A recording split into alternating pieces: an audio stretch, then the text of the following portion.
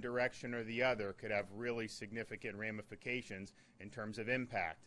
If it bumps further east, that obviously is positive. If it bumps just a little west, then you're looking at really, really significant impacts. And so don't make any assumptions. Remain vigilant and be prepared. We're going to continue to monitor the situation here in the state with fuel and traffic flows and take action as is necessary. But everyone should continue to monitor the storm and follow the direction from your local officials. As many of you know, as of this morning, the following counties have issued mandatory evacuation orders. Brevard County starting on Sunday, Martin County has issued a partial, and then a number of counties have issued voluntary evacuation orders. Glades, Hendry, Martin, Osceola, Palm Beach, St. Lucie. Obviously, those evacuation orders could change.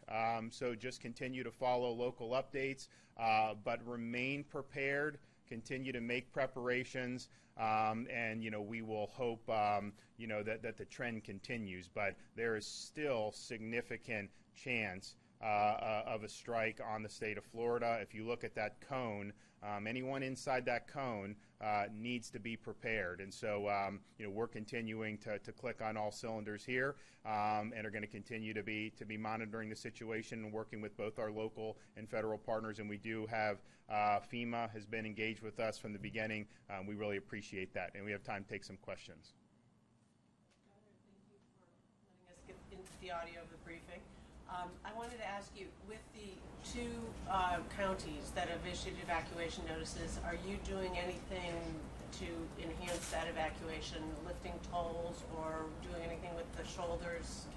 We are going to monitor the traffic flows, and if the traffic becomes abnormal, then we will take needed action to alleviate that. However, at this point, we do not see any abnormal traffic on the roadways, and so those options are on the table, and if need be, they can be exercised. Governor, are you worried that people are seeing the track and just assume it'll continue to go one way and maybe not heed evacuation orders, dip into their hurricane supplies a little bit earlier? Yeah, I mean, obviously, I think you don't want to overread these tracks. I mean, because you can look at a little bit of a movement to the west, and then all of a sudden we're looking at a much different scenario if that were to come out, say, later today. But I also think what we've tried to do here is just be very factual, be very direct with people.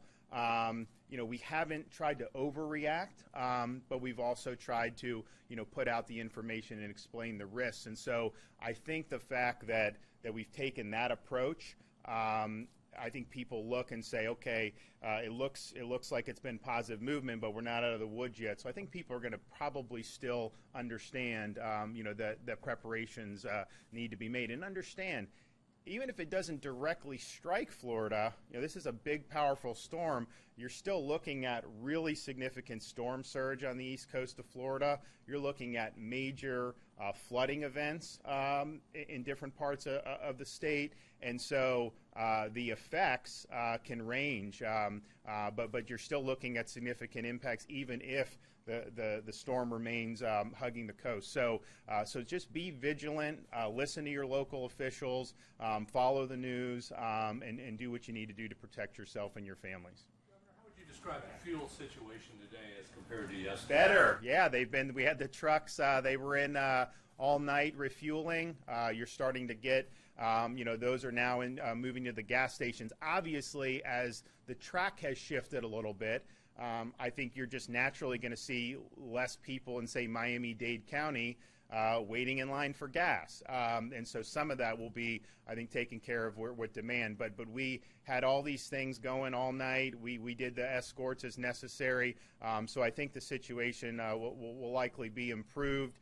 And actually, I spoke with the president about it last night, and he offered support. We're not sure that that's going to be necessary, but we've been working with the federal partners to see if there was a need, what we would be able to do for that.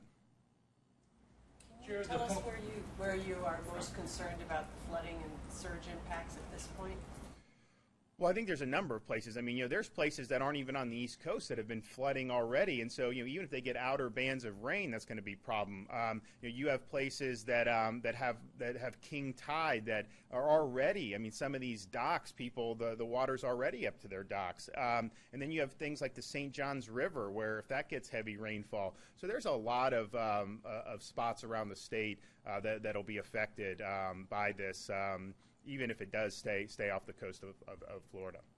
Because of the slow approach and what it could do to the waves and tides and everything, is there a concern about people going out and going to the beach and playing in it for 24 hours? Yeah, I mean, I think people should listen to the local folks about where those risks are. But I think people who've covered these things know, when you have storms approaching, it creates waves. That attracts people because they want to do that. But that is hazardous, and that's very dangerous. And so people need to heed the warnings. And if there's any type of orders issue with respect to that, they should certainly heed those because that could be very, very hazardous. And how has the shift in the track changed preparations on?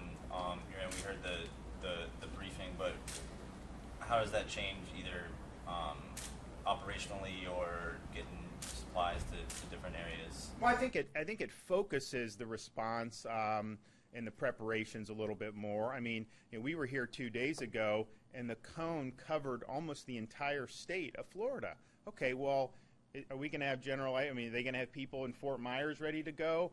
Now, as it shifts east, that means Southwest Florida, Northwest Florida, the chance of them being affected, the chances have gone down dramatically. And so that just makes us, I think, be able to do more, with the resources that we have. And so that's, part of this is I think the trend has been positive, but part of it is, we do have more certainty now today of the general direction of this thing than we did 48 hours ago.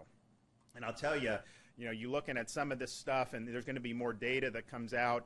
You can't, guarantee it's going to do this or that. Some of the trends have been positive. Like if I knew some of these models were definitely the case, I'd feel a lot better. But some of them are right, some of them are wrong. I mean, those European spaghetti plots are great right now. They all go into the sea. Well, they haven't necessarily been right in the past on everything. So you got to remain vigilant. Well, I wanted to ask Director Moskowitz, during the briefing that was mentioned that Hurricane Andrew was expected to make the same turn this storm's expected to make, but it didn't. Does that give you pause? Well, I think as the governor just outlined, right, I mean, people need to be vigilant. The Division of Emergency Management is still doing our job. Obviously, there's a Category 4 storm off of our coast. So, there's lots of things that you stay the course on, but obviously you start to make smart, more targeted decisions like the governor was talking about as things start coming out of focus. I mean, just a couple of days ago, we were looking at a worst-case scenario with a Category 4 hurricane coming across the peninsula, winding up in the Gulf, and doing a double impact into the Panhandle. That's no longer predicted, right? So those are the scenarios you can take off the table and the preparations you can take off the table. But at the end of the day, there's still lots of things we have to do. Just remind ourselves about Hurricane Matthew hugging the coast. So these are the things that we're preparing for. Thanks.